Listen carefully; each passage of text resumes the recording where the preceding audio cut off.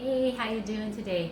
I am doing something really fun and yummy today. I was talking about it with one of my friends and then the heat wave hit and I forgot about it because who wants to turn on the oven right now during a massive heat wave, the hottest days on earth in the past couple days. But today's kind of mild, so I thought I'd do it, and I've been wanting to do it for a while, and it's a fraction of the price of going to the restaurant and trying to get rolls of sushi. So this is baked sushi, and I could already tell just by looking at the ingredients it's going to be a yummy recipe. So let's go through the ingredients. So 3 cups of fresh cooked rice. So I went ahead and did that before the video started, and this is my rice cooker, and it is a 3-cup rice cooker, so it worked out perfectly. So that's 3 cups of fresh cooked rice, 1 jar of nori furikaki. So this is this yummy stuff with salt, some other seasonings, chopped up nori, and sesame seeds. So about 1 jar of that. I highly doubt we'll be using the whole jar, but it's always good to have a jar on hand so you can kind of just sprinkle it on your rice or your eggs or whatever you want to do with it. But this stuff is yummy. The next one is 1 to 2 packages of imitation crab. So I love imitation crab, and it was BOGO, so I went ahead and bought one and got the other one free. So for this, I'm just gonna double it up and make the Sushi Bake really thick with imitation crab. That way I get in my crab, I get in my protein, and it's minimal carbs. So the next thing is 2 tablespoons of tobiko or Masago. So I just happened to be at the market anyways, and this is what I got. So this is seasoned fish rose red. So seasoned tobiko. And this is a beautiful red color. And I was happy to have come across this because this is kind of hard to find. And it was only $4. This is usually like above $10. So we'll be using that. We'll be using 2 tablespoons of that. Okay, 2 to 5 green onions. So I'm gonna just get out 2. If you love green onions, you can put more. But as I'm going ahead and preparing the dish, I'm gonna kind of estimate because I don't want my Sushi Bake to be too oniony. So we'll just see what happens. But I have 2 out for the dish. Okay, 1 cup sour cream. I love sour creams. And then 1 cup of mayo. So I love Kewpie mayo. We don't have the label here, but this is Japanese mayo. It's spelled Kewpie. And interestingly enough, I found it, not this one, but I found some at Costco. They sell 2 bottles. They sell it in a pack over there, and that's the first time I've ever seen it of all the years I've been going to Costco. So it's a really popular mayonnaise. All right. And then, of course, Seaweed Squares. Again, this is from Costco. And I think it's about maybe 12 of these for maybe $8. So that's a good deal. And these are thick boxes of seaweed. So you get a lot. You get maybe like 20 squares in here. So this will do, definitely. Okay, so what I'm going to do is I'm going to start packing and mixing the ingredients in front of you, and we'll see how it turns out. I'm sure it will be okay. All right, so I got my rice paddle here. And this is a nice paddle. It's huge. It's very hard to find. I found it at Daiso and about 3 or 4 years ago when they first opened, and I have not seen it since. So I'm gonna get my rice paddle and start packing the rice here. And I'm gonna say this, and this is also cliche, rice is rice to me. That's what Joe Coy says. But so this is jasmine long grain rice, and this is my favorite rice. We've been eating it for years. But if you have Calrose rice, it's okay too. So just use your rice that you like to use. And when I make like sushi hand rolls, or like when I make spam musubi, I usually don't season the rice itself. I use that as the bland part of the dish. So you'll see here that I'm not mixing anything into the rice. And that's the same thing when I make bibingka malagit. I do not put the coconut in the rice. I want the rice to be kind of the free of everything part. So there's nothing in the rice itself. It's just the rice bottom here. Okay. All right, so. And this is a 9x13 pan, so it looks pretty good. I broke out my ceramic and glass cookware this morning just for the video, and I was happy to do it because I had not, these were in the back of my cabinets. I had not seen them for years, so I thought this was a good one to use the recipe for. Okay, so the next thing I'm going to do is I'm going to mix the ingredients. So let's put the rice aside. Okay, and we're going to do the mayo first.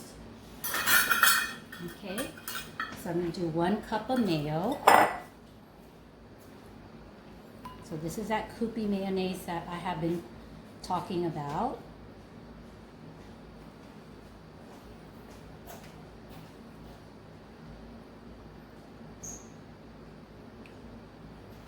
And this is some really rich stuff. Okay, so this is a rich dessert meal. Okay, so there is my 1 cup of Kewpie mayo.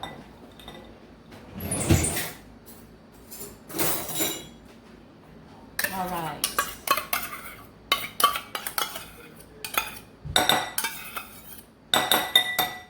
Next is my 1 cup of sour cream. Okay. 1 cup of sour cream going into the bake.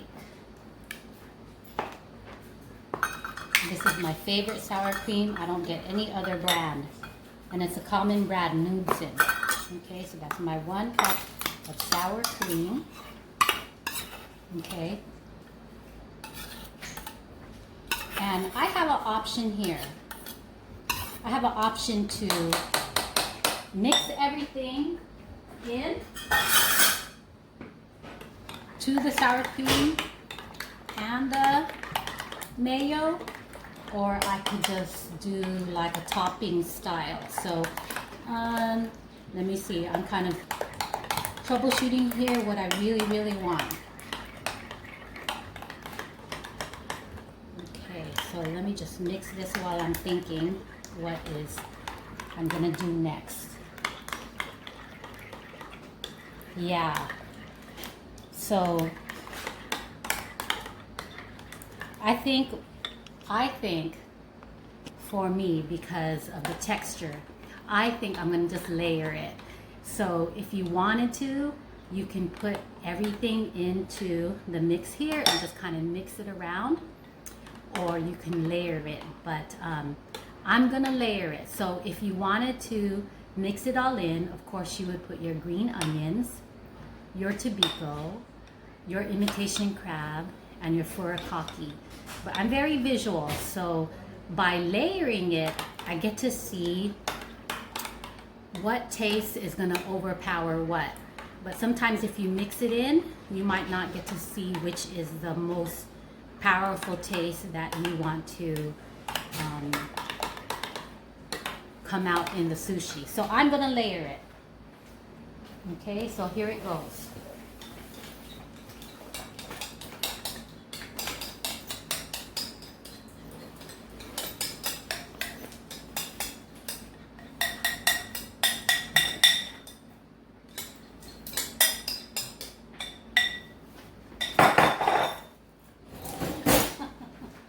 Okay, so I'm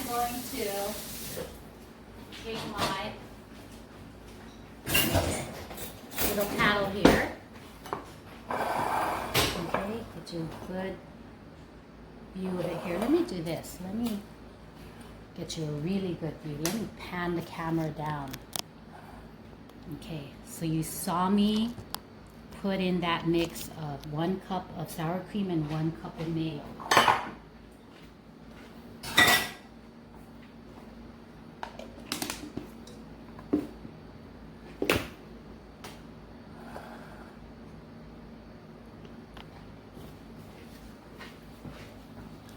Okay, so here it goes. I am going to now go ahead and smooth it out. And don't be alarmed. We've been eating mayonnaise infused sushi for years. We just didn't see it this way. But it is kind of strange, yeah, putting mayonnaise and sour cream on top of rice. But we've been eating it that way. And even cream cheese. If I wanted to jazz this up a little bit, I could put blocks of cream cheese. But for this one, I'm going to stick with the original recipe, okay? We're not going to be jazzing it up too much today. Okay, so there is my first layer. So the second layer I want to do is going to be the imitation crab, because it is the thickest part and the most abundant part and the most delicious part of the sushi bake.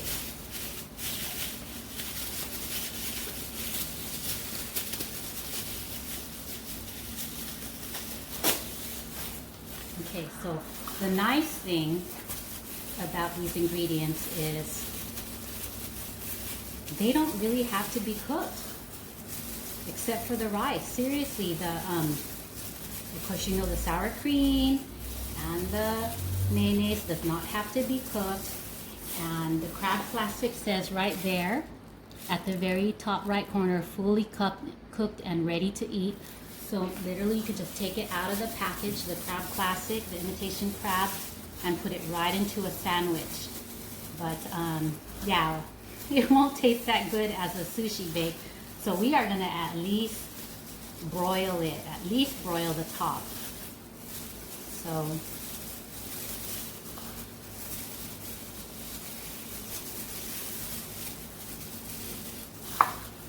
it's working out good. One package fills about 1/2 of the sushi bake here. Here's the second package. And like I was mentioning earlier, if you just want to do one package to have like a thinner layer of crab meat, that is good too. That's okay. But I am going to jazz it up just a little bit by adding 2 packages because I love imitation crab meat. Okay, so it is looking absolutely beautiful already. All right. So the next ingredient is going to be tobiko. Let's put the tobiko on next.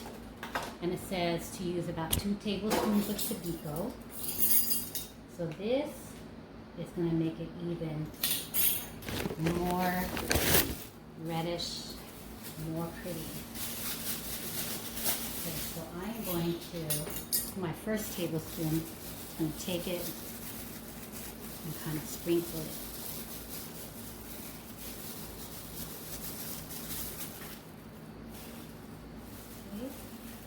Second tablespoon, yeah, it needs about 2 tablespoons for sure. My second tablespoon of tobiko. Okay. Now, my next ingredient, let's see, I got my furikaki. So let's do that.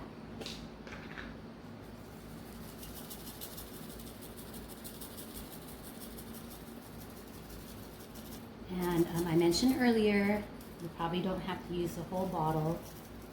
And this stuff is really strong. So if you like a really, really strong seaweed flavor, go ahead and do what you want, but I already know what this tastes like, so I'm just gonna sprinkle it on versus the whole jar.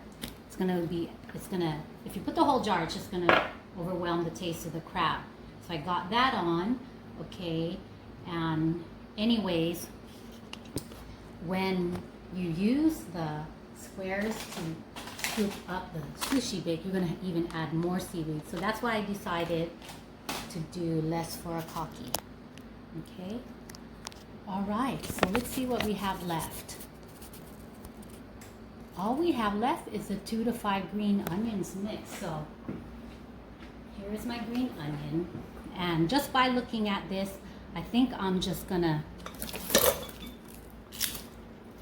see what we get out of cutting the green onions.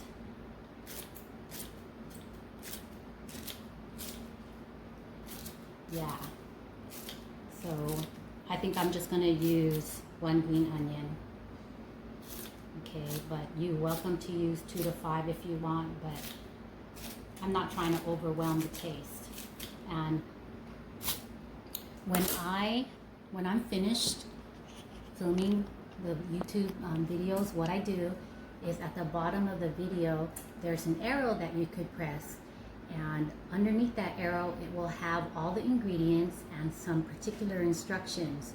So if you get a little bit confused from the video of what I actually use, I'm just going to write it in the instructions for you so that you can see what I actually use and what's the potential for use and what the options are. Okay, because nothing in cooking is ever set in stone unless you need precise ingredients. And I would say that something like adobo for sure, if you want it to turn out correct, not too salty, not too vinegary, not too bitter. You need precise ingredients for that. So that's when I kind of put the precise ingredients. So for sure, this will have good ingredients and the preciseness, but it'll give you options to either downgrade it a little bit, like lessen the crab meat, or options to, do more of something. And both ways still be good. It's just your preference. Okay, so it's looking really good. It's looking really good. That's what I expected it to look like. So luckily, I have a 16-year-old boy who loves sushi. So some options for ingredients that you can do is like wasabi. So this is the option here. I have a wasabi tube, and that is after the fact. So what you would do is take a square out of it, open up your seaweed square package, and put the seaweed on top. All right, so what I'm gonna do, this is what I'm gonna do. I am now going to broil it. I'm probably gonna broil it. Let's see, I'm looking at my oven now. This is what I'm gonna do. I'm gonna broil it on low for about 8 minutes. So I'll see you back in 8 minutes and see how it turned out. All right. So I'm back in a quickie here. That took about 10 minutes or so on low broil. And the way that I knew the way I wanted it to be is because the corners of the crab bake, the sushi bake, were kind of browned, but not burned. I felt like if I did it more than 10 minutes, it would start burning the top, the layer of crab and seeds and furikaki and masago or tobiko. So I went ahead and just stopped it at 10 minutes. Like I was mentioning earlier, they don't really need to be cooked anyways because the ingredients are can be eaten raw. So this was kind of like a special touch to it, just to add some hotness to it and crisp it around the edges. So here is the finished product. Still kind of hot on the plate here, but let me bring it to you. All right. here you go. So yes, the appearance is the same, but with just a little bit hotness. Let me point them out. Okay, so right here, you can see it's a little bit caramelized corners. See some of the caramelized edges here, more here. And then you can see some of the caramelized corner here and here. So the rice is hot already. It's fresh rice is what I recommend. 3 cups of fresh cooked rice. And then I just sprinkled that jar of furikaki on there. And then 2 packages of imitation crab is what I prefer. And then 2 tablespoons of tobiko.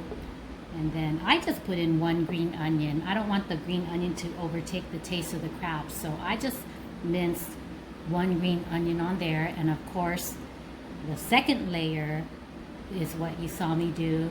A mix of 1 cup of sour cream and 1 cup of mayonnaise. So that was just a review of the ingredients. So we are going to be brave.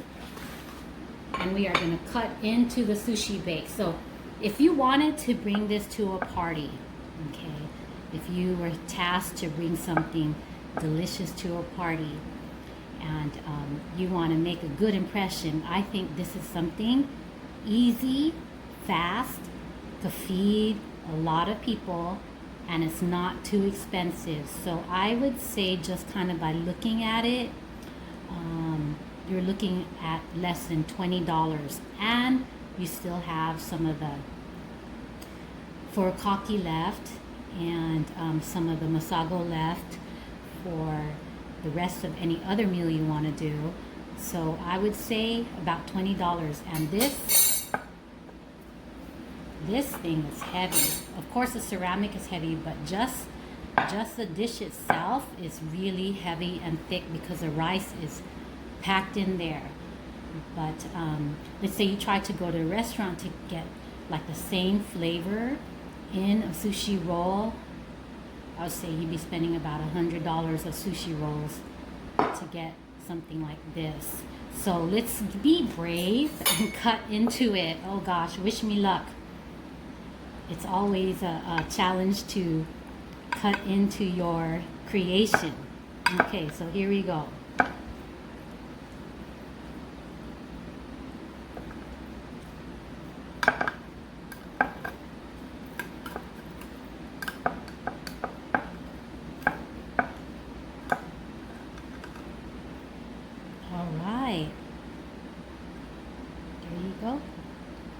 There is the Sushi Bake. So you see my layer of packed rice, my layer of cream, and then of course the top layer. Here's another look. Doesn't that look delicious? I'm so hungry. I'm so excited to eat this. But doesn't that look delicious? So what you can do is